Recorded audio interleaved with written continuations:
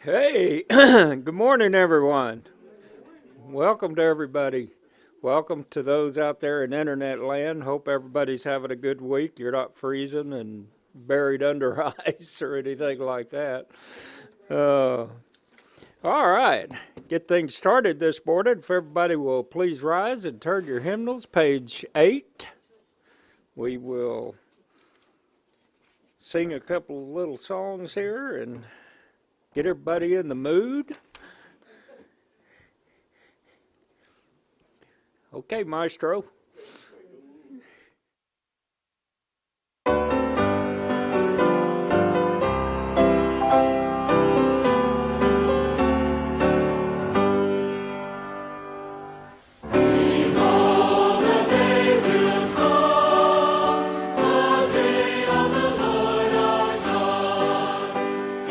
Bring all nations in that day again.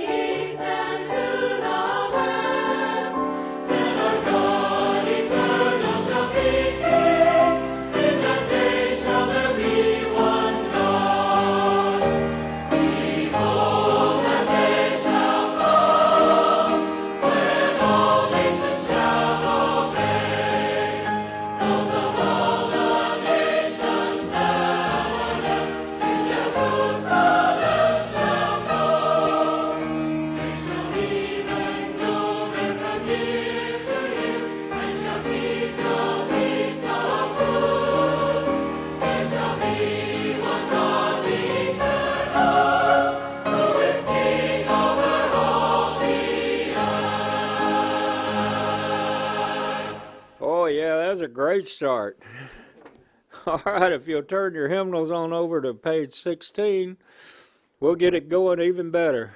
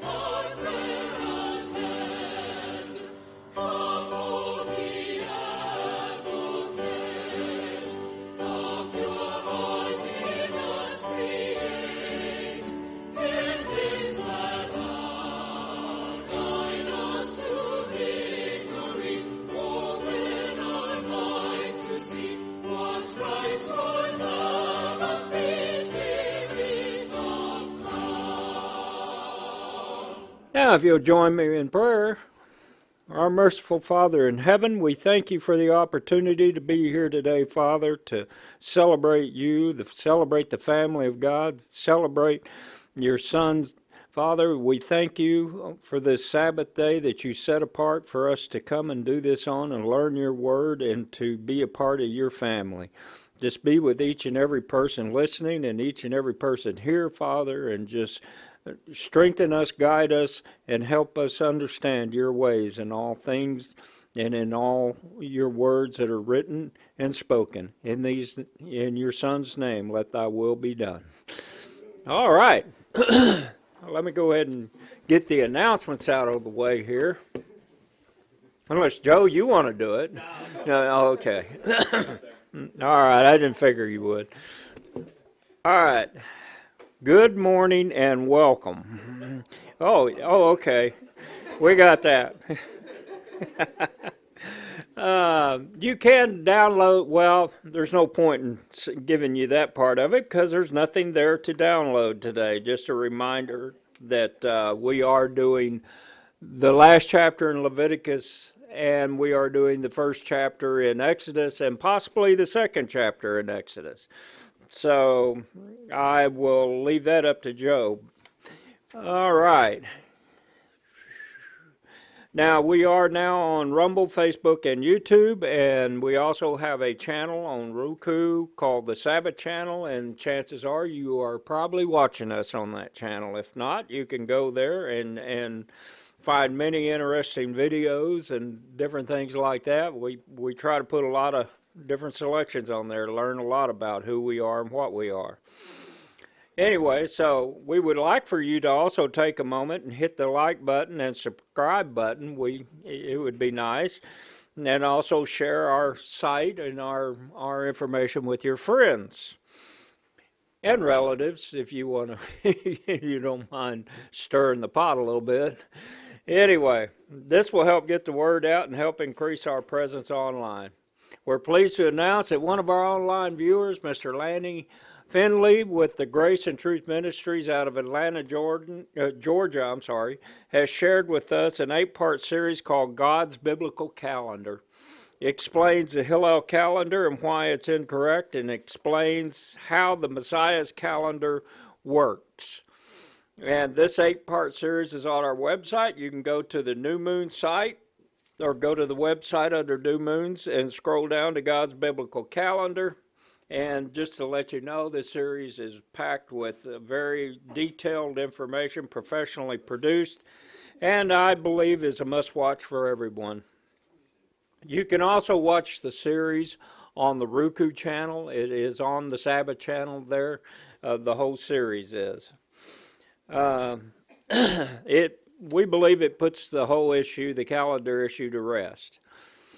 He also has produced a three-part series, and it was provided by Mr. Finley, and it's called The Tabernacle of God. It's all about Jesus, and it's located under on our website under Video Archives, and go under there, and you can find that series as well. It is very detailed and very interesting. Thank you, Mr. Finley, for sharing your information with us. This is now the 11th month in the Messiah's year. It's the winter season.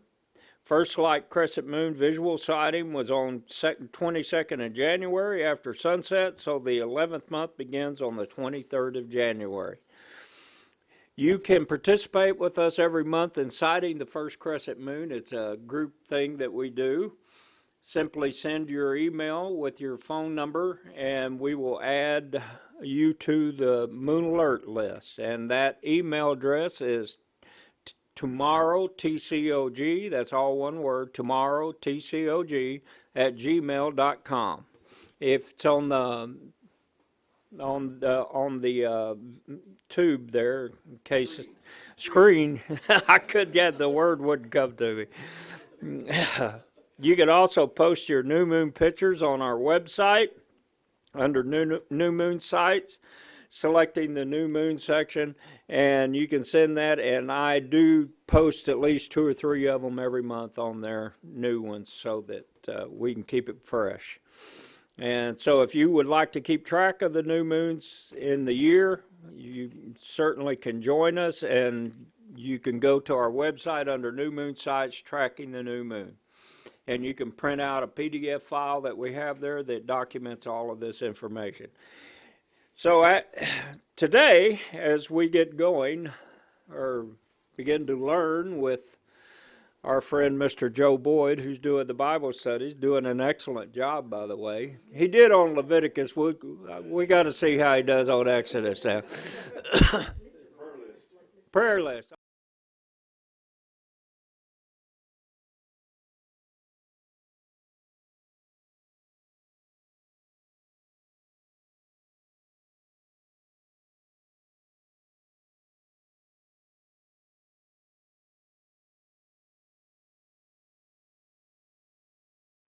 I guess that's good enough right there. So if you have any questions during the Bible study today, I'm going to be manning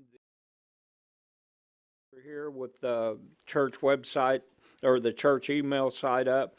So if you want to send us questions, send it to the same email address tomorrow, tcog at gmail.com, and we will get to your questions while we're going. Some guy named Ron is manning the computer according to that.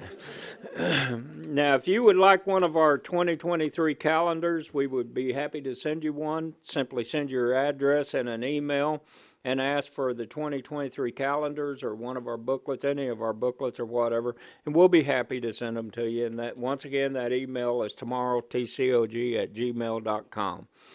Now, the dates on this calendar are subject to change based upon the new moon sighting and physical observation. That hasn't happened yet, and it probably won't happen, but we can't say it absolutely will not happen. So just we throw that disclaimer out there just in case it does happen. Huh? To keep all the naysayers quiet. Okay. All right. So all of that said, I am going to have Mr. Joe Boyd up here to start the Bible study, and everybody perk up your ears.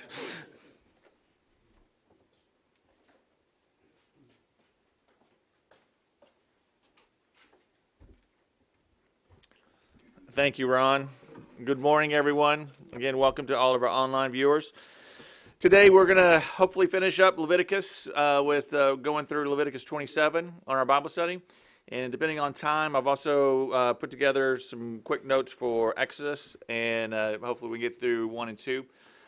With the Passover season quickly approaching, we're trying to get to chapter 12 as soon as possible, which is the Passover chapter in Exodus. So we'll see if we can get it done. If everybody would open your Bibles to Leviticus 27, we'll go ahead and go through this, and then if you're online and you have questions or comments, again, please bring those in. So we definitely enjoy reading those and going through them with everyone. So if everybody's ready, we will start in, let's do verse 1.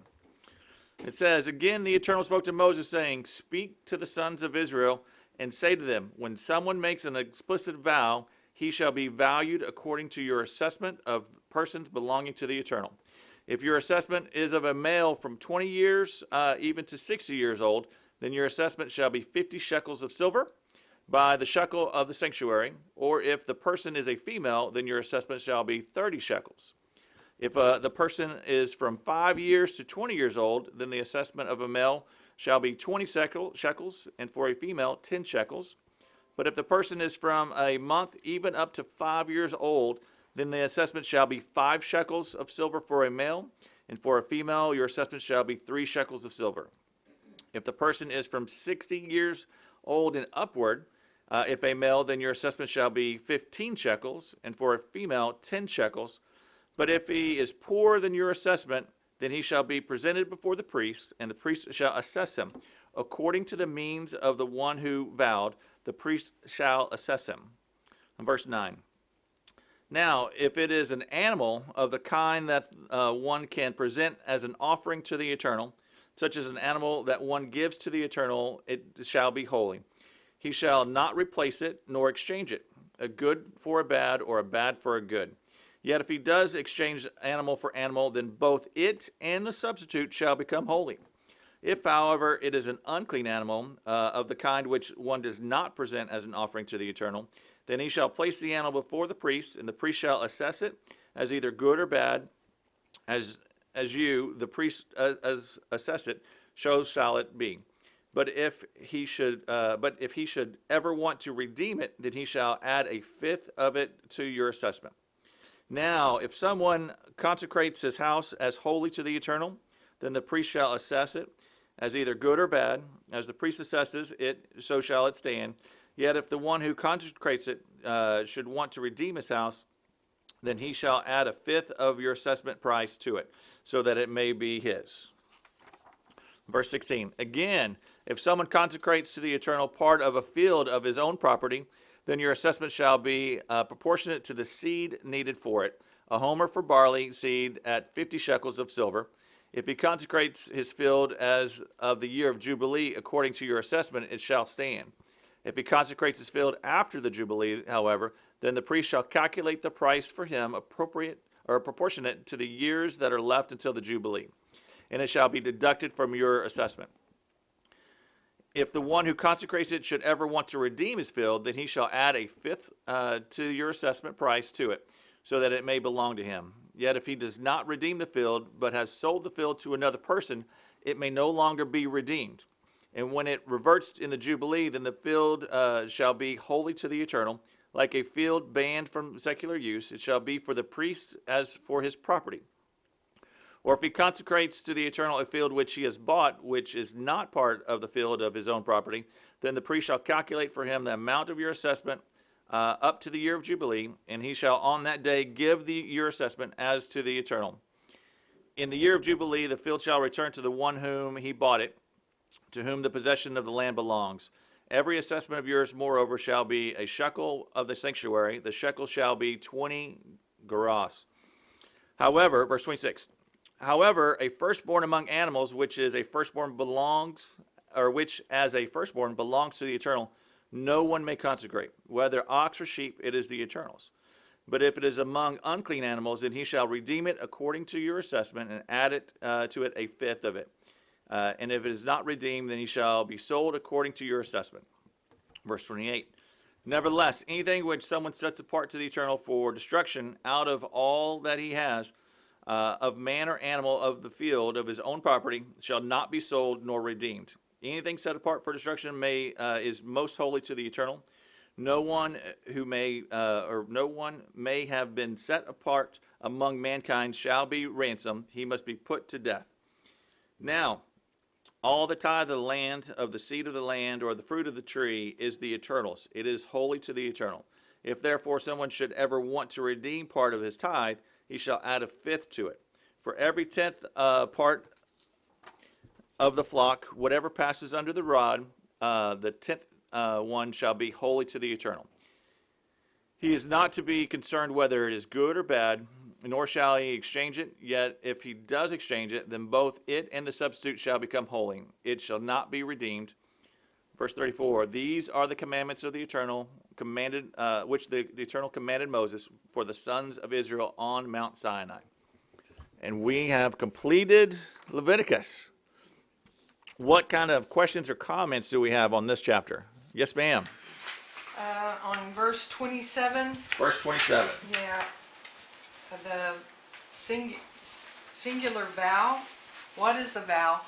What are they talking about? And where does it say that on yours? Because mine's a little bit different. Oh, I You think said it's verse 27. Yeah, let me see where it is. On Is that where assessment is? Yeah, I think that's. Okay, the vow or assessment, Yes. interchangeable. Yeah, so mine says, but if it is among the unclean animals, then he shall redeem it according to your assessment. No, that's not right. And it is, and to add to it a fifth of the land. And if it is not redeemed, then it shall be sold according to your assessment. What, is it 27, what the question is? Yeah. Let's see. Speak to the children of Israel and say unto them, when a man shall make a singular vow. Oh, okay, so you're looking at verse 2. I'm sorry, I thought you were looking at verse 27. Oh, I'm sorry. I did it Too many again. 27s I do it here. every time. Okay, yeah, so it says, speak to the sons of Israel and say to them, when someone makes an explicit vow, Yes, is that it? that's it. Yeah, so according to the research I did, people were always asking for God's help, especially in times of trouble.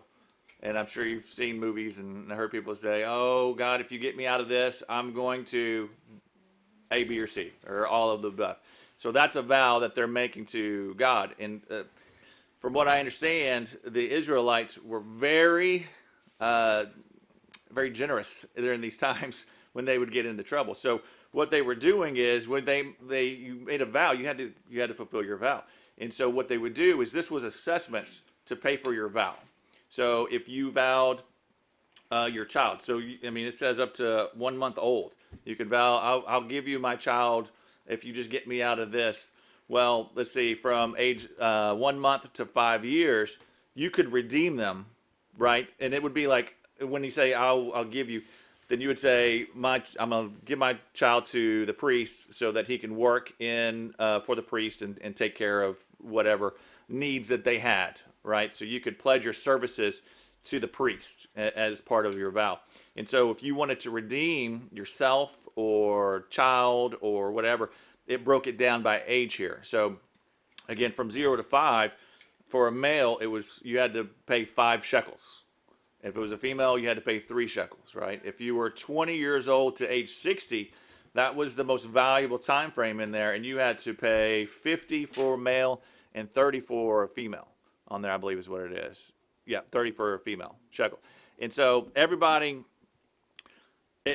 what's interesting, it says, I'm trying to think where it says it, but it had to be a shekel of the priesthood, right? So everybody could make a shekel.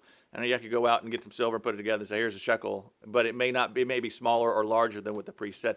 So the value of the silver is according to the weight of it. So all this was based off of the shekel of the priesthood. And so when they're talking about all these different ransoms that you would pay to release yourself from that vow or property. Each person that took the vow and they vowed themselves, they had to go work for this person? Correct.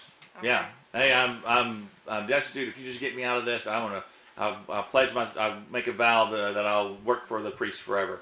Okay. And you had to do that forever, but you could redeem yourself for a price. And that's where, as I was going through this is kind of like our judicial system today. It's kind of a revenue generation, right? You got to go and you have to pay court fees. You have to do all this stuff. So you could redeem yourself by paying a penalty, basically, out of silver to redeem yourself or your property or your animals. But not all animals could be redeemed, right? If you vowed an animal that was supposed to be one of your offerings, you couldn't redeem that. And if you tried to switch it, then both of them became holy and you lost both of them. on there. Yeah. Yes, sir. Yeah, coming to be, to better understand this, when she said what does a vow mean, pretty much it's like what we already studied for the last 27 chapters. It's like a covenant. Yeah. You're basically making a contract with God. Yeah, and that is the important thing. You're making a covenant with God. Yeah. And also there has to be a sacrifice.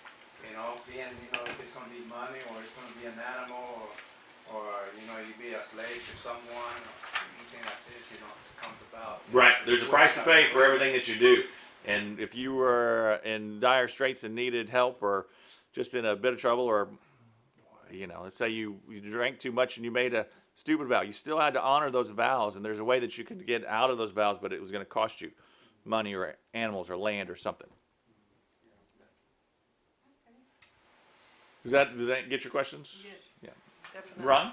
Says it, I think it's Ecclesiastes 5, says it's better not to vow and make a vow and not fulfill it. So it's better that you just, if you don't think you could do it, Don't make it. don't make it. Yeah. It It says says Johnny's, don't let your mouth lead you to sin. yeah, because basically it's Johnny's point. You're making a contract with God. I've heard that all contracts are verbal, right? And so when you speak it, you've brought it into play. And today we have contracts written down. Well, that's just kind of a guarantee, but the contract was actually made when you spoke out. I'm going to do this for whatever. So to Ron's point, it says it's better not to make any vow so that you don't sin. Because again, if you don't fulfill this obligation, then you're sinning directly against God in something that you promised that you would do. Yes, ma'am. On 29:46. We're doing verse 29, right? No, not chapter. I'm just kidding. Verse 29, yes. When he's talking about that, no one may have been set apart among mankind shall be ransomed, he must be put to death. Yeah. What is he talking about? So that one is when somebody was sentenced to death. Let's say my son did something and he was sentenced to death. I can't ransom him. If he's been sentenced to death, he's got to be put to death, right? There's no, oh, well, he's going to get out on good behavior or anything. No, it's if it came to the point where he was sentenced to death, then he must be put to death. You couldn't redeem him. Exactly. Yeah, it's not like ours today. Yes, ma'am. It sounds a lot like the Catholics when they pay an indulgence. A fee. It kind of does, yeah. And you got to think the Levites didn't have an inheritance, right? And so this is kind of a cash cow for them. That when people, it was good for Levites for people to make vows because then they would be the ones that would benefit from it.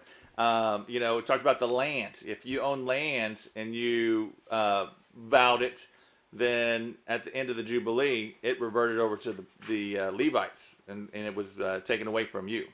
At the end Of the Jubilee. Yeah, you can still work it. What they would do is you can still work it through the end of the Jubilee, but at the end of the Jubilee, when the land returns to its rightful owners, it would go to the Levites instead of the original clan or whatever that had it. Yeah, except unless you were using somebody else's land. If you're using somebody else's land and made a vow, like I'm going to give all the produce I'm going to give this land to it and everything that it produces. Well, when it got to the Jubilee, since it wasn't your land to give away in the first place, it reverted back to the original owner, but the produce and everything that was harvested off of it would be used as your vow. And we kind of went through that. I can't remember if it was 25 or 26 where it talked about the Jubilee and the land and the different processes on that. This is just kind of a continuation on that if you vow, man, if you get me out of this, Lord, I'll give you all the produce or 50% of the produce or whatever, then you were making a contract with God. And if it was yours, it would revert back to the Levites after it was done. And if it not, it would revert back to the original owner. Good comments. What else we got? It's starting to all kind of come together a little bit, right? I mean, when we started in chapter 1, we're like, what in the world are they talking about? So as we've gone through there, I hope that it's been making more sense. It kind of gels, and as we go through the rest of the Bible, hopefully we can take this information and expound on it and get a deeper understanding on there. So if there's no other questions on this one, oh, yes, sir. Bring it. And online, don't forget, if you get online, you have questions or comments, please bring them. One thing that kind of came to mind on that verse 29. 29? Okay, you say the person that's going to be put to death, but the Father cannot redeem him. That's correct. And one thing that clicked is that, the Father in heaven, when Jesus came to this earth, the Father could not redeem him. He had to follow through, and die for He our had to be sin. put to death. Exactly. That's a great analogy on there, and I didn't even think about that when I just brought that example up, but that's a great correlation. Yeah. I mean, it's something that had to be done, to make things right. He did. Jesus Christ made the ultimate sacrifice for us. Now it's all commonly said that he's our Redeemer. We've made all these vows, and we're broken all these, and he's the one who's redeemed us. Instead of us paying the shekels of silver or everything, he's paid with his life for us to make us free and have the opportunity.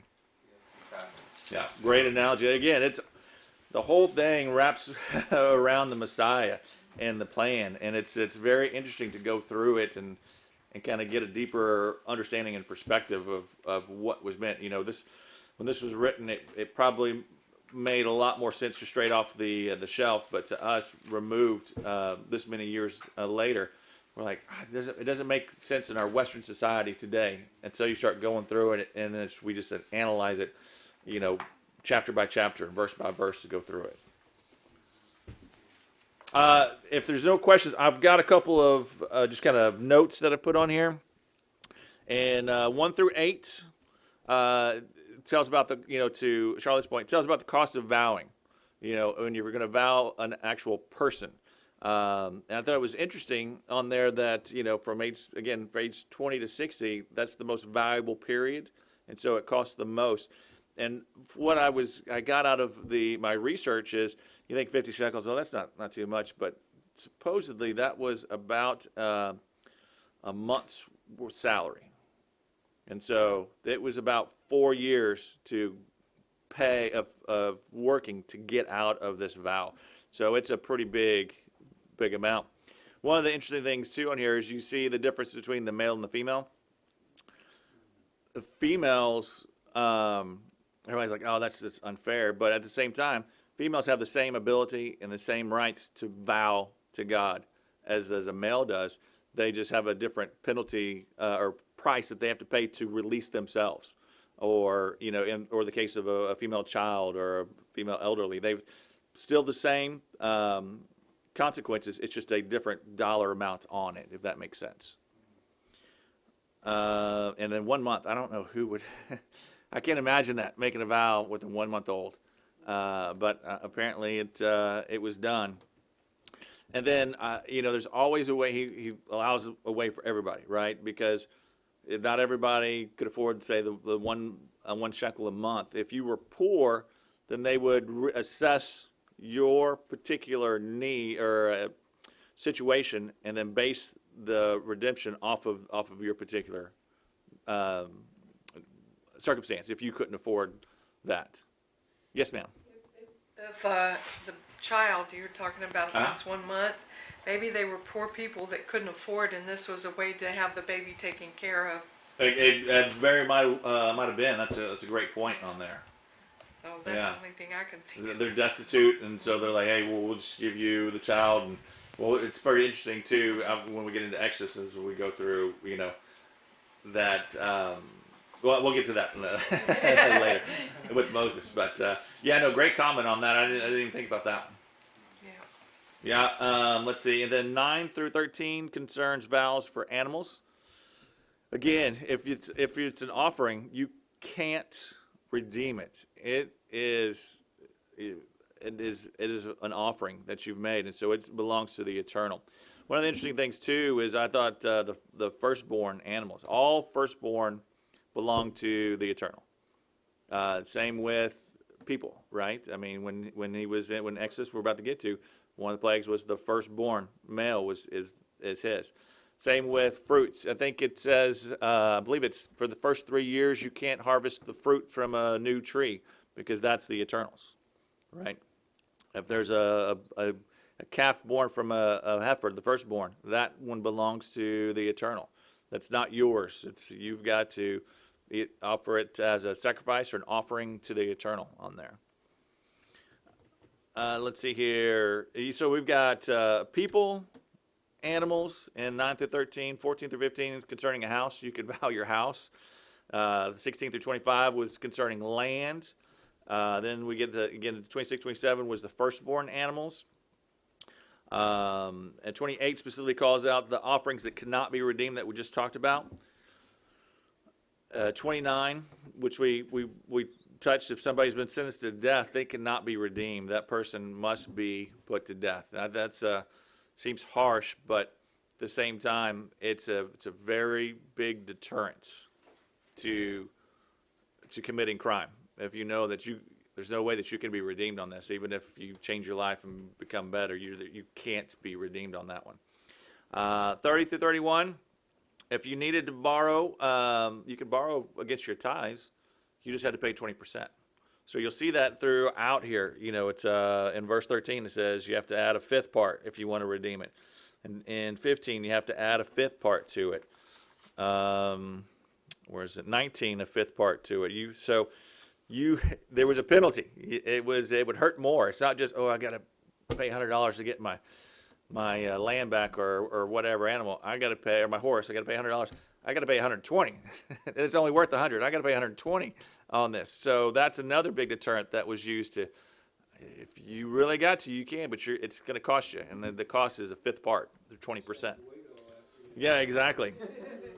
And then very interesting on 32. Nobody talked about it, but so let's say I'm a rancher, and I got a bunch of heifers, and they have babies, and I have 13 heifers, and I get 13 babies that year. What we do is we just run them through a chute underneath the rod, and every 10th one, we put a mark on it, and that's the Eternals. That's your tithe. Doesn't matter if it's limping or perfect, or, it doesn't matter if it's good or bad. If it goes under and it's the 10th one, then that's the Eternal.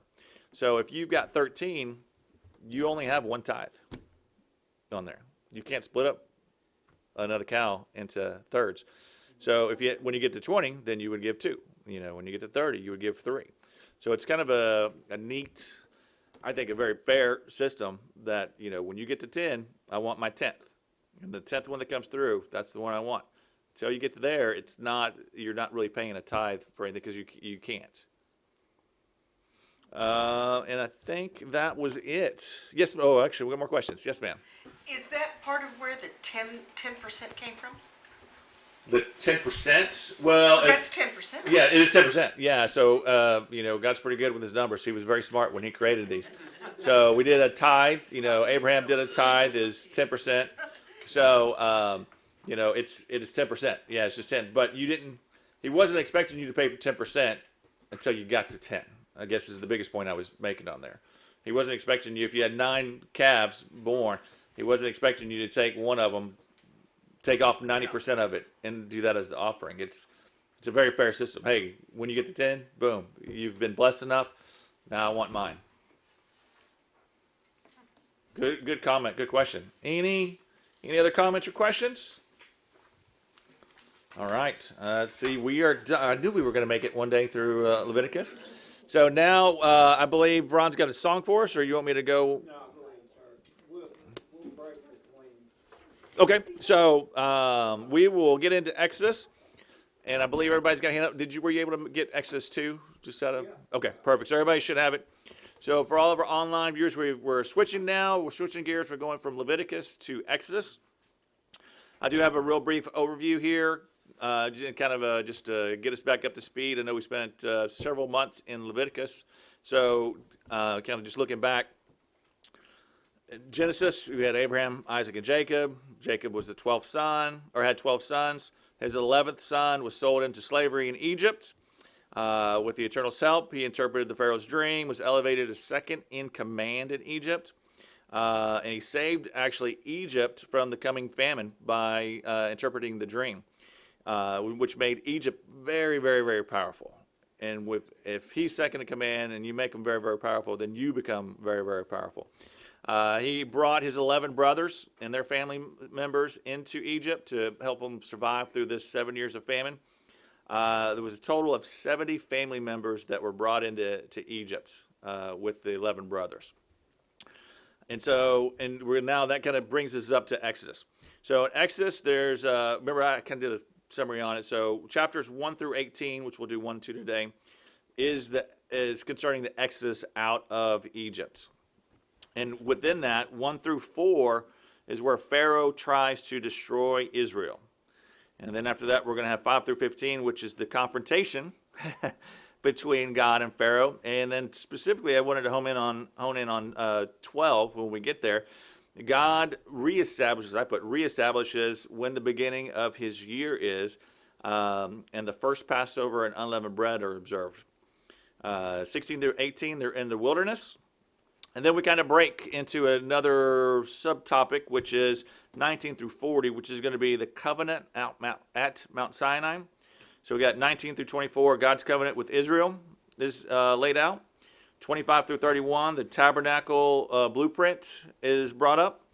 32 through 34, Israel breaks the covenant already. And then 35 through 40, Moses actually builds the tabernacle. So that was the quick 5 minutes elevator pitch on Exodus.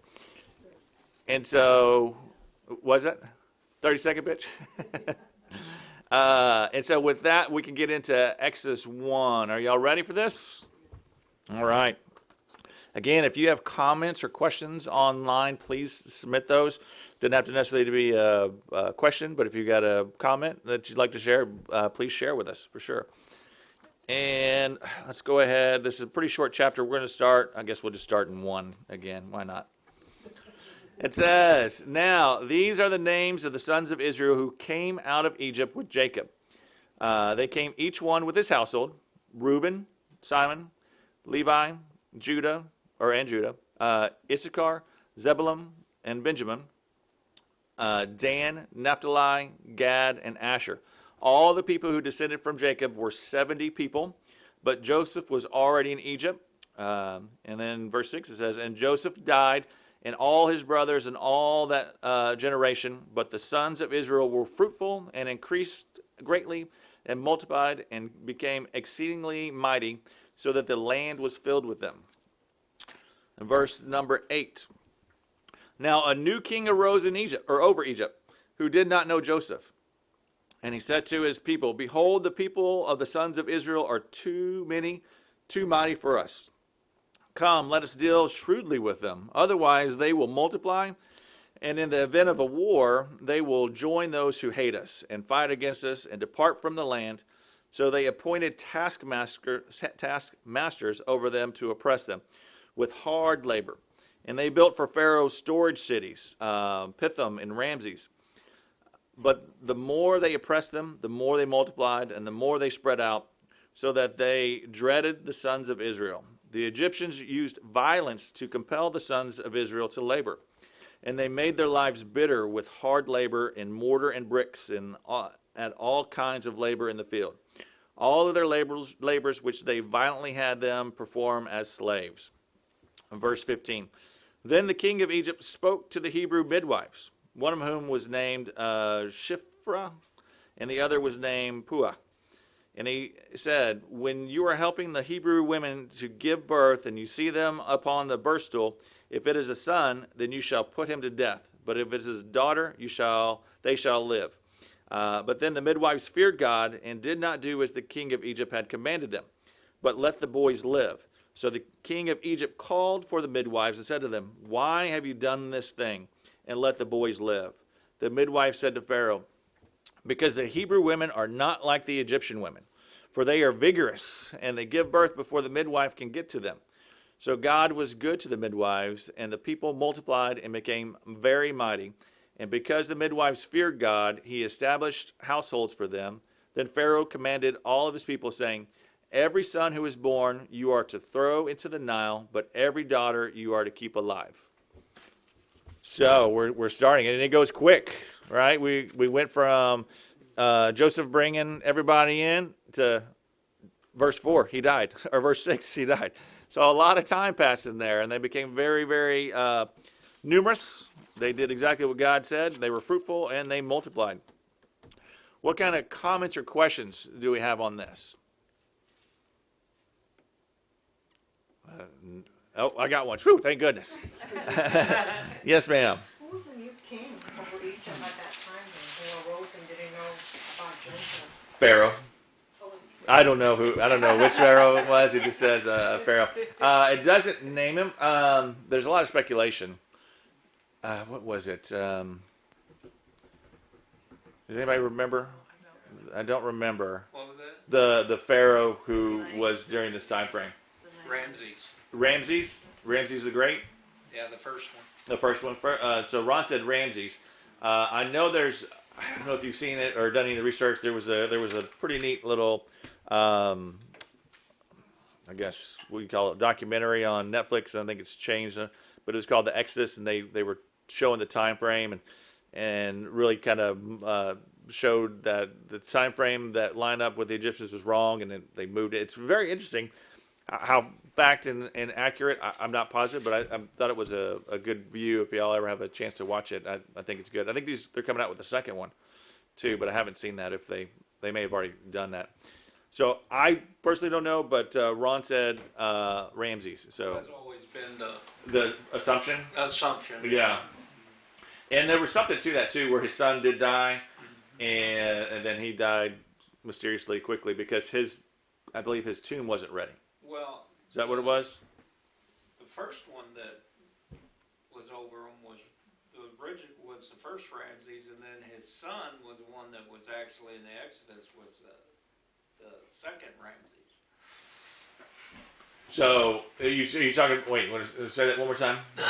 When Moses was born, it was a different one. It was the father, Okay. and then the son at the time he was contemporary with Moses. Okay.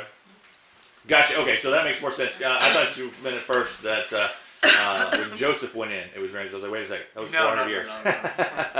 That was he was pretty old to have a son then. But okay, so Ron's comment was that Ramses the First was in power when Moses was born, and then when Moses became older and came back, that his son Ramses the Second was there. So I guess there would have been a Ramses the Third that passed away during the Passover, because his firstborn son, whichever one was on at the time, did die, and that was one of the reasons why he said, "Get out of here, I'm done." Great comments. What else? I didn't figure there would be as many comments on this because we're really just kind of storytelling, right? We're getting back up to speed on there. 1 through 7 again recaps the who, the how of the house of Israel and how they got into Egypt. 8 through 14, the new king comes into power, which we believe was Ramses the second on there. I think that's what Ron said. His name was Seti. Seti? Okay, Seti on there. Is Ramses, is that a title or is that a name? I'm not positive. I'm not even. All of my Ramses the disciples second. and friends, let us know. But Ramses II was the one that was contemporary with Moses. Okay. So 8 through 14, the new king came into power again and became fearful of the Israelites, which started this whole mess. And he's trying to figure out how he can destroy them so that they don't overrun the Egyptians. And we get into the whole fear thing again. He was fearing them because of what possibly might happen. So then he started all this crescendo going down, which I'm sure God had something to do with that, putting that fear in his heart to make this happen. 15 through 22, Pharaoh came up with a new plan to get rid of the Israelite sons. I thought that was pretty interesting. He's like, okay, if we can't do that, we'll try something new with the midwives. But the midwives, it says, feared God and didn't do it. And they were, what does it says? It says, and because the midwives feared God, he established households for them, for the midwives. I thought that was pretty interesting on there. Now, those are all my notes that I've got for this one particular. And if we don't have any more comments, I thought this was going to go through quick. That's why I said, hey, let's do 2. Yeah, real quick. We'll take a quick break. We'll sing a song, and then I'll get to come up, and we'll do 2, Exodus 2, which hopefully will go a little bit slower. So if you're online, raise some questions, and if you're here, read ahead and get some questions for me.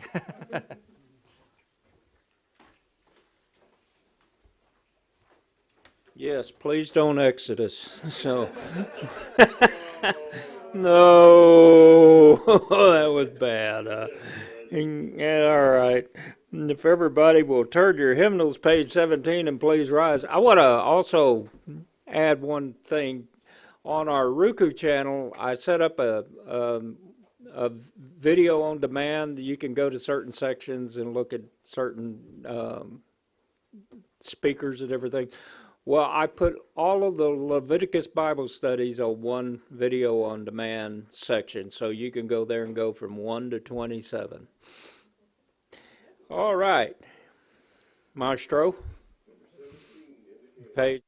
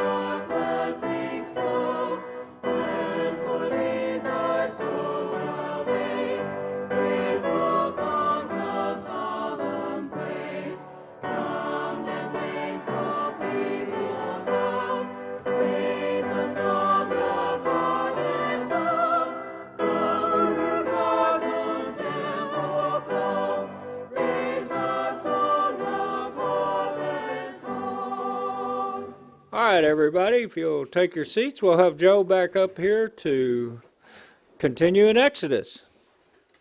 That's almost an Yeah, Ron said he can't figure out whether I'm going or coming because I'm continuing the Exodus. All right, so we are in Exodus 2 now. Again, this is a pretty short chapter, so bring in all your questions and comments. It's a very interesting chapter, though, because we get into Moses. So we'll start in verse 1 again. It says, "Now a man from the house of Levi went and married a daughter of Levi. And the woman conceived and gave birth to a son. And when she saw that he was beautiful, she hid him for 3 months. But when she could no longer hide him, she got him a papyrus basket and covered it with tar and pitch. Then she put the child in it and set it among the reeds by the bank of the Nile. And his sister stood at a distance to find out what would happen to him. Now the daughter of Pharaoh came down to bathe at the Nile with her female attendants, walking alongside the Nile, and she saw the basket among the reeds and sent her slave woman. She brought it to her. When she opened it, she saw the child, and behold, the boy was crying. And she had pity on him and said, 'This is one of the Hebrews' children.' Then his sister said to Pharaoh's daughter, 'Shall I go and call a woman for you who is nursing from the Hebrew women, so that she may nurse the child for you?' Pharaoh's daughter said to her, 'Go ahead.' So the girl went and called the child's mother. Then Pharaoh's daughter said to her, 'Take this child away and nurse him for me, and I will give you your wages.' So the woman took the child and nursed him, and the child grew. And she brought him to Pharaoh's daughter, and he became her son. And she named him Moses and said, because I drew you out of the water. Verse 11, now it came about in those days when Moses had grown up that he went out to his fellow Hebrews, and he looked at their hard labors. And he saw the Egyptian beating a Hebrew, one of his fellow Hebrews. So he looked this way and that. And when he saw that there was no one around, he struck and killed the Egyptian and hid his body in the sand. Now he went out the next day, and behold, 2 Hebrews were fighting with each other. And he said to the offender, why are you striking your companion? But he said, who made you ruler and judge over us? Do you, I lost my other page. Okay. Do you intend to kill me as you killed the Egyptian? Then Moses was afraid and said, surely the matter has become known. Verse 15, when Pharaoh heard about this matter, he tried to kill Moses, but Moses fled from his presence and Pharaoh and settled in the land of Midian, and he sat down by a well. Verse 16, now the priest of Midian had 7 daughters, and they came to draw water and filled the troughs to water their flocks. Then the shepherds came and drove them away, but Moses stood up and helped them and watered their flock. When they came to their father Reuel, he said, why have you come back so soon today? They said, an Egyptian saved us from the shepherds, and what is more, he even drew water for us and watered the flock. So he said to his daughters, where is he then? Why is it that you have left the man behind? Invite him to have something to eat. And Moses was willing to live with the man, and he gave his daughter Zipporah to Moses. Then she gave birth to a son and named him Gershom, for he said, I have been a stranger in a foreign land. Verse 23, now it came about in the course of those many days, the king of Egypt died, and the sons of Israel groaned because of the bondage. And they cried out, and their cry for help because of their bondage ascended to God. So God heard their groaning, and God remembered his covenant with Abraham, Isaac, and Jacob. And God saw the sons of Israel, and God took notice of them. All right. A lot said right there, too. What kind of comments do we have? Yes, ma'am. When Pharaoh's daughter took Moses and told the mother to take him and nurse him, I mean, how was she able to not hide him? She didn't have to hide him anymore then? Correct, because the Pharaoh's daughter adopted him, so it became a part of the Egyptian Pharaoh household, and so Moses they didn't have to hide him anymore. And so my question was, did she know that was Moses' mother? I don't know. I suspect that she did. She knew it was a Hebrew that they had put in the water, but I don't know if she knew that Moses' mother was the one that was actually nursing him. Yes, sir. Yeah, that's an interesting thought there, because that's not portrayed in any of the movies or It's anything. not, yeah. But my thought on it is the servant girl knew that was who the mother, or she was able to find out who the mother was. That was his because she may have been a Hebrew herself in bondage to the one that you said, the slave girl that she had to go down and get him out of the reeds. Well, no, the one that went and got the mother. That was his sister. Oh, that was his sister. Yeah, that was his sister that went and got the mother. Because it says that she kind of was hanging around watching to find out what was going to happen to him. No, it says. I'm looking at the wrong page. It says. Verse 7. The Pharaoh's daughter said, "Take this child away and nurse." Oh, back up a little bit. Pharaoh's daughter said, "Shall I go and?" Yeah, right before that. Then the sister to the Pharaoh's daughter. No. So she was hiding in the weeds. Yeah. But that's not the same blood, is it? Yeah, I believe it is. Now let me read it again just to make sure. It says, and I'll start in 5. It says, "Now the daughter of Pharaoh came down to bathe at the Nile with her female attendants walking alongside the Nile, and she saw the basket among the reeds and sent her slave woman. And she brought it to her. When she opened it, she saw the child, and behold, the boy was crying. And she had pity on him and said, 'This is one of the Hebrew children.'" And verse 7 it says, Then his sister said to Pharaoh's daughter, "Shall I go and call a woman for you who is nursing from the Hebrew women?" So his sister was just Moses' sister was hiding, looking to find out what was going on. And once Pharaoh got it and took pity, she ran up. "Hey, do you want me to go get a Hebrew woman to nurse him for you?" Well, that's how she knew, yeah. Yeah. And so it doesn't specifically say that she knew that was his sister or the mother, but I bet she had a pretty good inclination that she was going to do it. Yes, ma'am. Well, if they were killing all the boy babies, there would have been multiple women who That's true. could be nursing who didn't have a Yeah, child. yeah. If they, I mean, you got to think about it. If the sheer number wise, you're probably having babies born every day, just with the millions of people. So it could have been, yeah. So it may not. She may not have known. There may have been many women that had sons who were killed that could have nursed.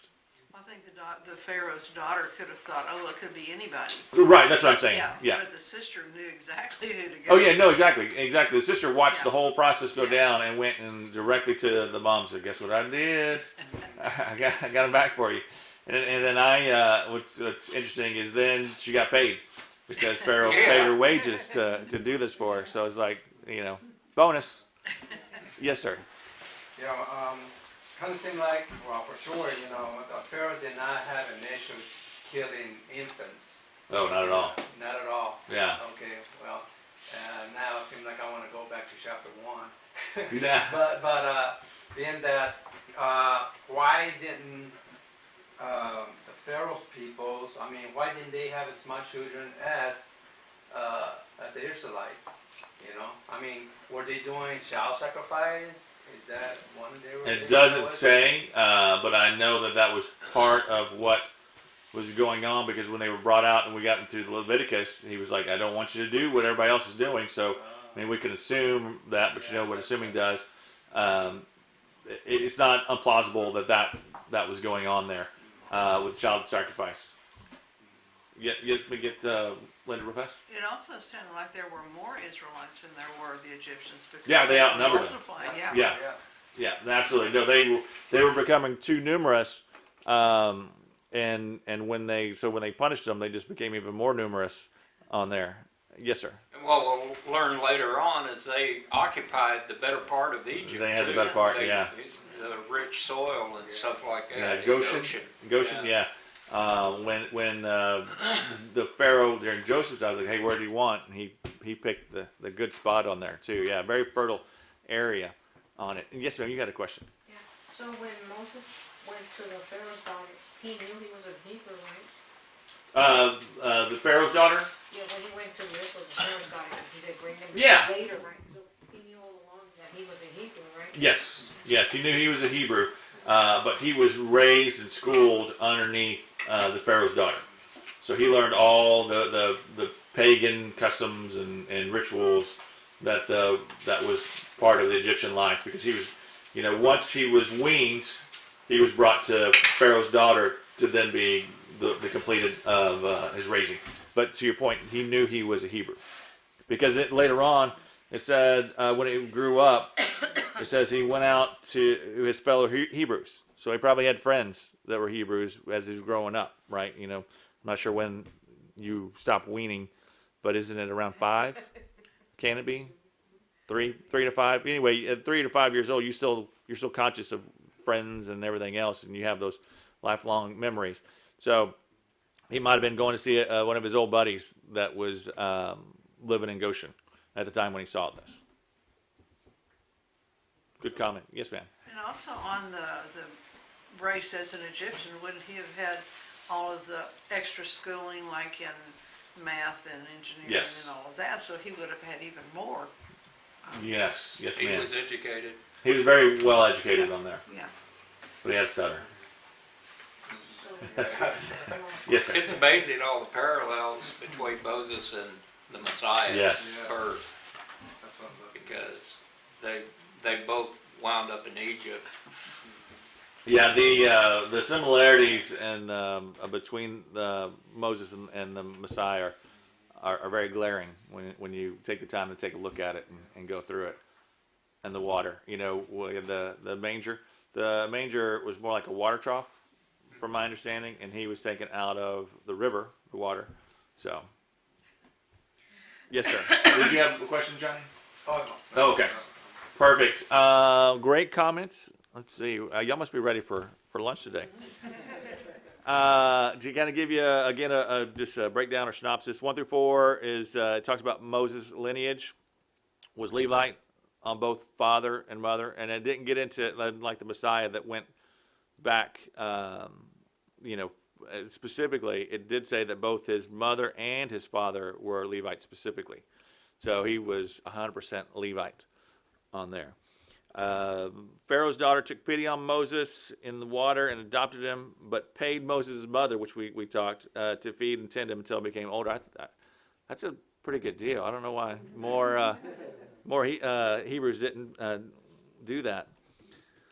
Verses 11 through 14, Moses went to visit the Hebrews because they were his kinsmen. To your point, right? He knew he was a Hebrew, and he knew him. What I thought was very interesting, and you have to look at it, but Moses committed premeditated murder. It says he looked this way, he looked that way, he looked to make sure the coast was clear, and then he went out and did this. This wasn't an act of response or anything. This was he thought about it. So the people that God can use is very interesting on there for sure. But I mean, if you think about it, that was premeditated murder. He looked around to make sure, killed him, and then he buried him, hoping he was going to get away with it. 15 through 22 is Moses escapes to Midian and meets his wife, and they have a son. So you think about the timing here. We kind of read this, and we gloss over the amount of time that goes through here. From him being born to becoming a young child, an adolescent, older teen. Now he's moved off. He's married. He has a child. I mean, that just doesn't happen in 30 minutes. There's a time frame that's gone on through here, and it says that the king died, or the Pharaoh died, and there was a new one come up. So to Ron's point, it was probably his son, the Pharaoh's son, who is now in charge. Yes, ma'am. It's really interesting to consider the parallel between Cain and Abel and Moses killing this Egyptian. Granted, the motives were different. Right. But one was condemned and one wasn't. Right. Exactly. Well, and you got to think about it too. I mean, one was Cain was jealous. Yeah. Motives were different. Different circumstances, but same results. And again, to your point, one was condemned and one wasn't. So it's very interesting on there. I mean, if you look at David, what did he do? Man, he did all kinds of craziness. And then he's a man after God's own heart. Yes, sir. Well, I find it interesting in here. It almost looks like he made a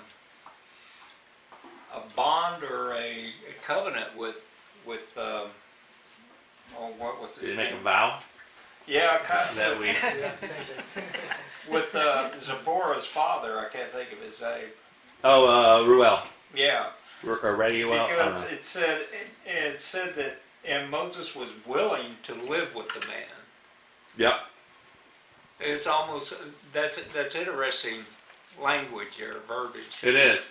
And again, I don't know if that's a translation or just a very interesting point that you're picking up on. Is it says it was he was willing to live with a man in verse 21, where it talks about Moses going and living with his soon-to-be father-in-law.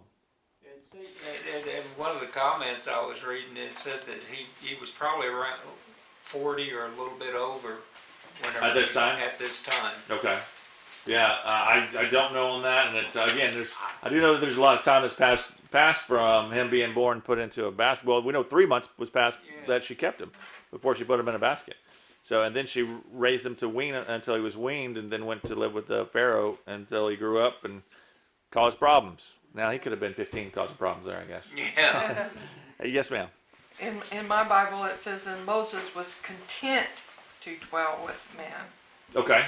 So Content instead yeah. of willing. But still, I think there's a little bit of do difference. you think so? Yeah. What does it? What version is that? James. New King James. Yeah. Does anybody else have a different version? I'm curious to find out I what. can look it up. NIV. You have an NIV. What does the NIV say? What verse is it again? It's verse 21. Oh, it just says Moses agreed to stay with the man. Agreed. Okay. Yeah. So Agreed. And it sounds more like a willing. yeah, willing. To yeah, me. It does. Well, contentment. Yeah. Well, content means. Well. Yeah. I don't know. It just. I think they could all. Yeah. I think they're all pretty Satisfied? close. I think that to Ron's point, I think that he probably made an agreement with them. Hey, you come live with us. I'll give you a daughter. You keep us safe. Kind of like what Jacob did. Yeah, because he ran off the shepherds, which it didn't really get into that very much. But the father's like, well, why are y'all back so soon? Oh, there was an Egyptian guy who ran these guys off and then helped us out. So he might have said, man, okay, I could use a guy like him. I'll give you my daughter. You stay here. You help us out. And so I like that idea of it being an agreement that he made with his soon-to-be father-in-law. Good catch on that. Good point. What else? Yes, sir. Yeah, there where it says on verse 22. 22. Yeah, I mean, he named the child Gershom, so that's pretty much, it pretty much explains what it is. It's a stranger in foreign land. That's what it's trying to say. Yeah, exactly. So he named him Gershom because he was a stranger in a foreign land. He's supposed to be an Israelite at this time in Israel. I'm sorry, in Egypt, but he's off in Midian, hiding from the Pharaoh who wants to kill him, which is his adopted father. Is that right? No, grandfather. Sorry. Yeah. I read somewhere, isn't that's the same area where Mount Sinai is? I don't know. I've heard that before, but I don't know that. Look it up. Okay. Well, it's because God appeared to him In the bush. in the bush, and I've heard that was the same mountain. Oh, and he okay. came back to it. It would make sense. Absolutely.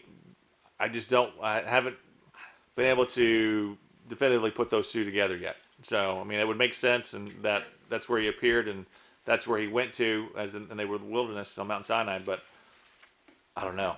Midian is in the northwest Arabian Peninsula, on the east shore of the Gulf of Aqaba? Yeah. Yeah, that would be on right. the Red Sea. That would be right in the right area. It's a long walk. Well, it also explains he was kind of familiar, right? With, I know where we're going. You know, when he's taking them out of Egypt. Not that would matter, but he would know the perils that were coming up. That how are we gonna get across this body of water? So, good comments on there. It's right in the same spot. It's right in the same spot. Okay. And like I said, it makes perfect sense. That's where he went to, and then he went back to Egypt, and then came back, and his family was already there. 23 through 25, I thought was very interesting because it says Israel cried out because of the bondage, and then God remembered His covenant. I'm sure He never forgot it, but He said, "Okay, it's time to cash in those chips and take care of them." Yes, ma'am. Weren't there all the Israelites not supposed to marry outside the Israelites? Well, outside of Israel. Outside of the Israelites, correct. They didn't, Okay, and so- the reason is they didn't want you to marry someone outside with a pagan religion. And we went through that in Leviticus, and then they bring in that influence. Okay, my question: Zipporah was a Midianite, You're correct. so she was not an Israelite. Which she was not, but you'll see that happen throughout the Bible. With Judah did it. Solomon and David. Solomon, David. Did It happens Joseph all the do it? time. Well, I'm sorry. Didn't Joseph also marry an Egyptian? Well, yeah. So, and you gotta think too that this is actually before what we went through with Leviticus, right? So this is before. That was probably understood and just written down, just like the Ten Commandments. You can find those in Genesis, and it wasn't specifically called out until Exodus when we get to Exodus 20. but it was done and it was known beforehand, and then called out in Exodus. So this was probably a known practice not to do that, but it wasn't called out and written down until then. And you got to think, if he was an Israelite who was then raised as an Egyptian, he's got all the pagan customs that were ingrained in him anyway, and then he's fleeing for his life. You know, there's always kind of the butts up. So, you know, if it doesn't expect you to do the impossible, he doesn't want to send a letter and say, hey, bring an Israelite girl to this location and then I'll marry her. You know, it's kind of a convenience on there.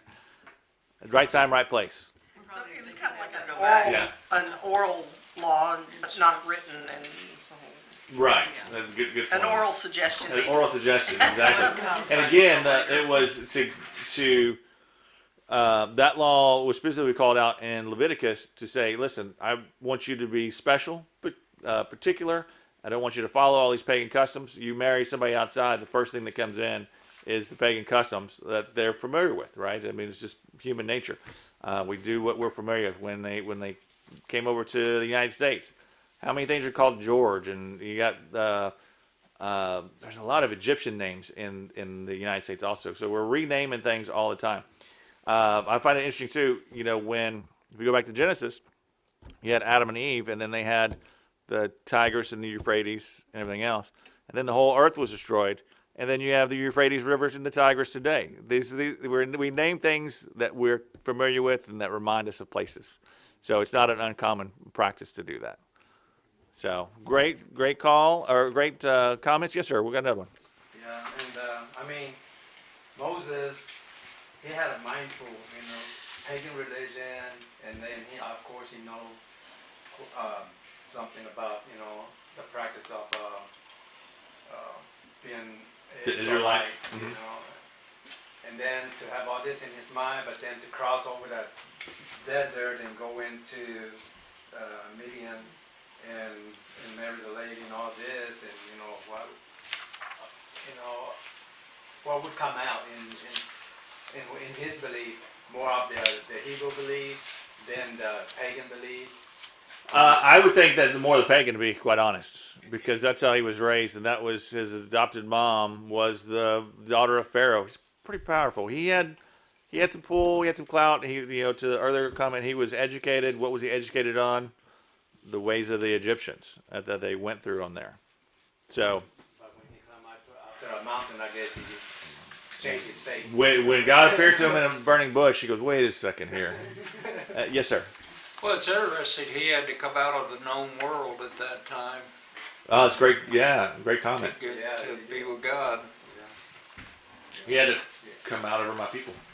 Cause it better to do that. Yeah. Yes, ma'am. It makes you wonder how much education he had in God's way of doing things when he was taken as a young boy to live with, in the power. Well, you got to think about it too. So these were the Israelites, but were they following the ways? And it doesn't really get into it. I would think not, because they were in slavery for all those years, and then when they left, when we get into this later on in Exodus, they wanted to do the same things that they were doing in Egypt. So I don't think that they were practicing Israelites like we would think of today, or that we would imagine after just going through Leviticus. This is pre-Leviticus. This is in slavery. All the fathers, Jacob and all the sons, they'd all passed away already. We're 400 years into this. We're going to find out here pretty soon. So 400 years. The United States has been around for, 275, 280, I can't remember, 17, 18, 76, 1976, yeah, 260. So in 260 years, look how much the America has changed. This is almost double that time frame, and you've gotten so far away from the ways and the people who brought you in that even though it says Joseph lived to be 110, I believe it said 110, that's still 300 years later from when he died, and I think he went in when he was 20, so that's 8. Yeah, so it's quite a bit of time that's passed on there, and I would think that they would be more in the pagan customs than anything else. But it did say that the midwives feared God. Well, yeah, no, absolutely. So they had to have some kind of knowledge. Well, you could still have the legends and everything else, and think about it too. I mean, I know this is hard to believe, but if you've got a baby and somebody tells you to kill it, most, I would say 95+% of the people will be like, no way, no way. Especially after the baby's born, and then you want me to get rid of it. I mean, we kind of have that problem here today, but this is after the birth. The baby's born, okay, it's a male. Now we're gonna get. I would find it. I mean, even a lot of pagans would be like, I can't do that, right? So, to that comment, they feared him, but did they really know him? Good comments. Thank y'all very much. I'm glad we got into Exodus. Next week we'll try to do 2, and depending on the length, I actually haven't looked at it yet. If it's short like this, we may do 2 real quick because it's more of the story, getting into not really going over a whole lot of laws or deep discussions on here. But yeah, I take it back because the second one went a lot longer than I thought. So we'll see how it goes, but I'll try to have 3 and 4 ready next week just in case. Yeah, they're both short. Both short? Okay.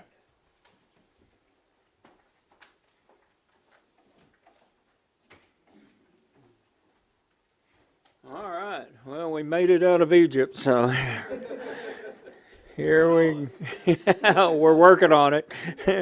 All right. If everybody will please turn your hymnals, page 30, and then rise. After which, we'll ask Mr. Billy Steffick come up here and do the closing prayer.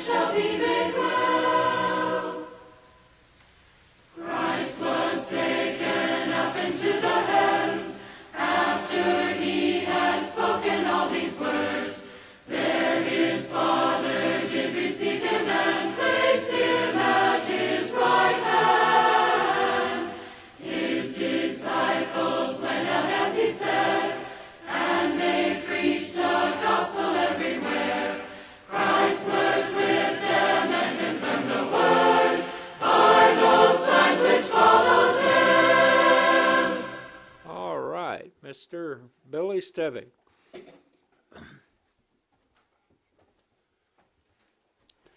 Dear Heavenly Father, we come to you and ask for dismissal from this Sabbath service. Continue to guide, direct, and protect all of us. Thank you for all this great information that you're providing and renewing our spirit. You provided physical food. We thank you for that. We know you are the provider of the manna. We ask that you bless that food to nourish our bodies. Please guide and direct all of us as we leave today and be with us through the rest of this week. And we ask all of this through your Son. So let your will be done.